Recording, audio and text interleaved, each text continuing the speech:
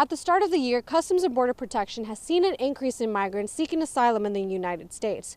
But as those numbers continue to increase, so do the shelters that are trying to lend a helping hand. Imagine you wanted your voice to be heard, so you cast your ballot. But then you soon realize that your ballot doesn't even matter because the election was rigged. Toxic masculinity, a controversial phrase that is heavily talked about on social media. But for one club, talking about it instead of just being a witness helps bring positive change to the community. The conversation began with a popular Facebook group that is intended for students. But one specific post brought up multiple concerns from students who attend the Brownsville campus. Thank you for joining us for this week's UTRGV TV edition. I'm Marisol Villarreal. For this week's top story, as construction on the border wall begins, wildlife centers prepare for the impact on their land. Meanwhile, protesters are camping out near the border to voice their displeasure of the wall. Our chief reporter, Nathaniel Puente, went out to get the story. Thank you for joining us in this week's UTRGV TV edition. I'm Marisol Villarreal. For this week's top story, Texas teachers and librarians may soon receive a pay raise of several $1,000s if a Senate bill is passed by the House. Our reporter Rocio Villalobos brings us the story. Thank you for joining us on this week's UTRGV TV edition. I'm Marisol Villarreal. You might think the holiday season is a time for family and giving, but thieves may have a different idea. I went out to see what local law enforcements are doing to prevent holiday theft. In Brownsville, asylum seekers who are waiting for their right to a fair trial in court are dropped off by CBP.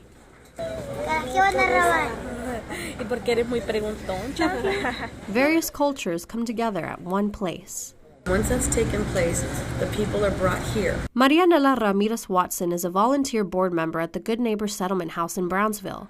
She's in charge of making sure migrants are well taken care of. We register them here. We give them hygiene kits, toothbrushes, feminine hygiene products, diapers, wipes, shoelaces, whatever they need. Ramirez Watson tells UTRGV TV that before CBP reached out to them, the Good Neighbor Settlement House sheltered the homeless. Now, with the recent influx of migrants entering the United States, they share the same home. And none of them have had their services taken away or can say they're not getting all the services. They always have. That's a big misconception. They get 3 meals a day here. They can shower here every day, 5 days a week, and get a clean set of clothes. We have a clinic, and everything is free. CBP drops off buses with asylum seekers during times that the Good Neighbor Settlement House doesn't have many volunteers around. Random surges of migrants can overcrowd the house. Ramirez Watson is asking for the public's help. We wish we could get more volunteers in the afternoon between the hours of 1 and 6, and on the weekends we'll be needing Saturday and Sunday volunteers. So if you work during the week, want something to do on a Saturday and Sunday, please come join us. The Good Neighbor Settlement House is still currently allowing for the public to donate snacks and other food items. In Brownsville, reporting for UTRGV TV, I'm Marisol Villarreal. Edinburgh City Mayor Richard Molina was charged with 1 count of organized election fraud and 2 counts of illegal voting Friday. His wife, Dalia, was also charged for 1 count of illegal voting. It all started back in November 2017, when at least 7 people mentioned the Molinas to state investigators on voting illegally. As time passed, Channel 5 News released a story in April back in 2018. They submitted an open records request to the Hidalgo County Elections Department and found one address that stood out, a 1-bedroom house on Fay Street in Edinburgh. 11 people were registered to vote from that address. One of the things I want to do as mayor is have an open communication line, especially during the public comments of our meetings, and also use social media and our local media to our advantage in encouraging people to get their input at the council meetings the first and third Tuesday of every month. So I think we're lacking that right now. I want to work on the communication and the openness, the open government. Big lack of transparency that I've been calling out for several months now. Molina volunteered as a voter registrar during his campaign. They're in charge of encouraging the public to vote and boost voter registrations. These are charges. Obviously, you all know that very well. This is no admission of guilt, or the mayor actually very adamantly denies any wrongdoing. This has been something that the rumors have been swirling for a while, and it's time today to let this process really happen. That's what we're going to do today. Molina and his wife, Dalia, are currently out on bond, and Molina was issued a combined $20,000 bond while his wife had a $5,000 bond, and they are both awaiting for their next court date. In Edinburgh, reporting for UTRGV TV, I'm Marisol Villarreal. We are the voice. There's a future ahead of us. For UTRGV transfer student Valerie Kingan, voting, as she says, provides a better future for both students and the country. According to the Hidalgo County Elections website, the unofficial early voting report for the UTRGV polling site as of Sunday, October 28th, stands at 3,699 voters. This election is important. These elections will always be important, but this one today is important. Before becoming a permanent voting location, UTRGV began as a mobile voting unit, meaning that on certain days during election cycles, representatives of the county would visit the campus and encourage people to vote. That was nearly 5 years ago. And today there is a consistent voter turnout with the UTRGV polling location, with the university site seeing an average of 528 voters per day. Just really incredibly grateful and happy that the voters of Hidalgo County are actually going out to vote. Yvonne Ramón, the Hidalgo County Elections Administrator, evaluates, updates, and monitors voter turnout changes throughout the elections. The elections website also states that the location with the highest voter turnout is in Edinburgh. UTRGV's polling location is ranked number 6 out of the 75 Rio Grande Valley locations. Students, faculty, and community members are all eligible to vote at the campus location. In Edinburgh, Marisol Villarreal reporting for UTRGV TV.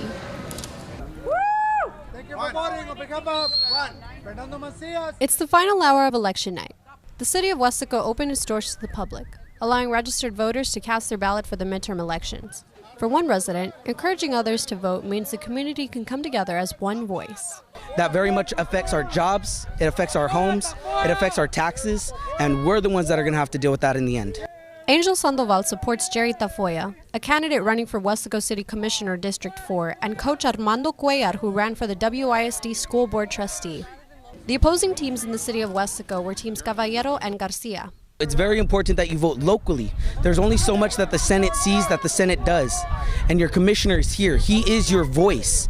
Your trustee is here. He is your voice. They are in charge of fixing up our schools, making sure our education, our colleges are at affordable prices. When the clock struck at 7 p.m. on election night, Sandoval gathered his team and encouraged the opposing campaigners to join him in prayer. Again, Team Caballero, Team Garcia, I'd love for y'all to join us. I want to unite. Not as campaigns, but as Weslaco.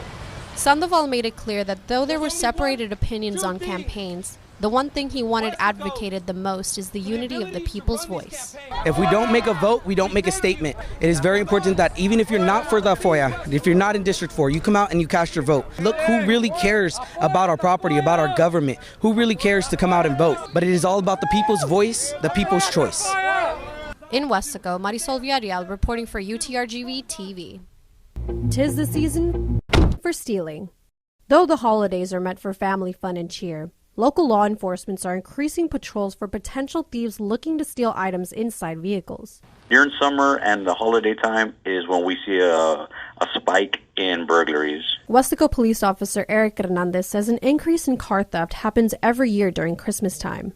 That's because while more shoppers are preoccupied with their purchases, they sometimes forget to lock their cars.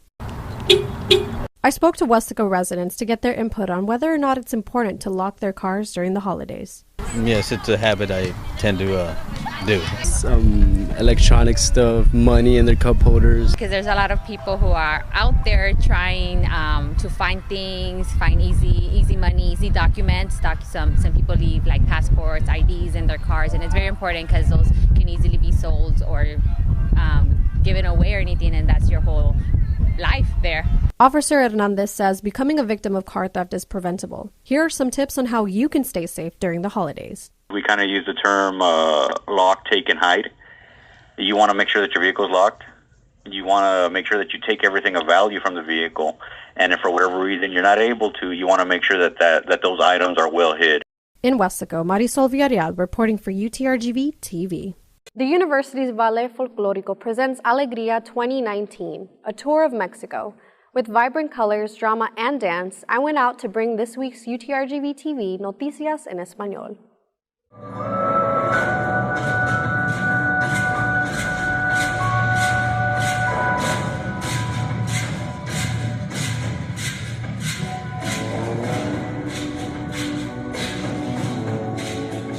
presentando Alegría 2019, una excursión de México. El show abrió con una pequeña presentación en lo que el público puede esperar durante Alegría.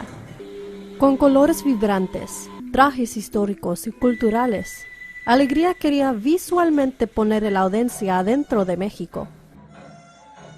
Empezamos a prepararla desde julio del año pasado, todos los julios empezamos con la Alegría Nueva. Miguel Ángel Peña es el director general del show. Él dice que estudiantes y bailarines empezaron a practicar el año pasado para estar seguros que Alegría fuera perfecto. Es bien difícil para meterse en el programa tu primer año de colegio. Estoy agradecida de entrar en mi primer año. Es un sueño hecho realidad. For us to impact the show on to given what it has and all the ánimo. Para impactar el programa con mucho ánimo y alegría, necesitas tener seguridad y fuerza y estar orgulloso en lo que haces. Para los bailarines, a veces fue difícil de practicar para el show y también hacer tarea como estudiante. As long as you balance your schoolwork with everything going on. Además que balancees tus estudios con todo lo que haces, todo va a estar bien. Sus grados, todo. El show es un gran éxito para los tejanos de invierno. Peña dice que él gusta que vengan porque aprenden sobre la historia y cultura de México. Bueno, yo espero que la audiencia salga contenta, es lo primero que quiero, que salga contenta el auditorio, que salgan sonriendo, porque de eso se llama la producción, se llama alegría, es happiness, ¿no? Así que quisiera que la audiencia se fuera feliz de esto, que se fuera un poco más informada de lo que ya están acerca del folclore mexicano. Me gustaría que ellos aprendieran un poquito más acerca de nuestra cultura mexicana. Aunque la audiencia aprecia los colores únicos, música y cultura, UTRGV estudiante de primer año Leila Banda dice que es mucho más que eso. Muchas personas creen que es nomás para ser bonito, pero ese no es el caso. Es una locura detrás de las escenas. En Edinburgh, con mucha alegría, soy Marisol Villarreal reportando por UTRGV TV.